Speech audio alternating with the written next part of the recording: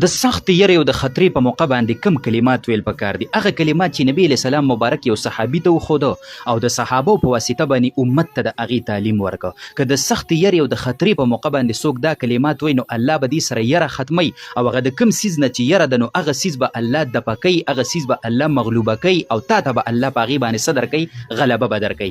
دا په داسې موقع باندې نبي علیه السلام صحابو ته وښودو چې د یو جنګ موقع وه، د یو جنګ د تیارۍ موقع وه، د هغه طرف نه د یو مضبوط دشمن د خطرې موقع وه او یو صحابي د نبی علیه السلام نه تپوس وکړو چې د الله پیغمبره په دې موقع باندې هغه کومه دعا موږ له ویل پکار دي چې زمونږ دا یره، زمونږ دا خطره د دشمن د طرف نه چې دا موږ ته کومه سخته یره ده چې دا الله ختمه کړي. نو نبی علیه السلام مبارک ورته مختصر کلمات ښیي، تاسو ته زه ویم او ترجمه هم درته کومه او دا کلمات خامخا خپل کوي او دا په هره موقع باندې وایي.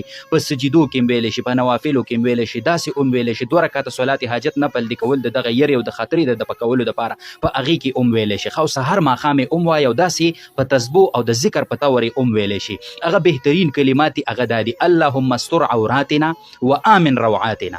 اللهم استر عوراتنا، یا الله زمونږ په عیبونو باندې پرده واچوه. نو یو خو به د دې کلماتو په برکت الله ستا په عیبونو پرده اچوي، د بل عیبونه مه لټوه او چې دا کلمات وی نو ستا عیبونه به الله نه ښکاره کوي، الله به دې ذلیله کوي نه په دنیا کې هم او په آخرت کې هم. نو اللهم استر عوراتنا، الله زمونږ په عیبونو باندې پرده واچوه. وآمن روعاتنا، او زمونږ دا یره چې کومه ده او زمونږ دا خوف او خطره چې کومه ده دا الله په امن سره بدله که، دا په چین او په سکون او په راحت او په آرام سره بدله که. نو دا کلمات خامخا خپل که، خو بخل پکې مه کوه جي، په خپل یې هم زده که او دغه شانې نور امت ته هم ورسوه چې هغوی پې هم عمل وکړي. نو دا به زمونږ او ستاسو دپاره د زیاتي اجر خبره وي. وصلی الله علی النبي.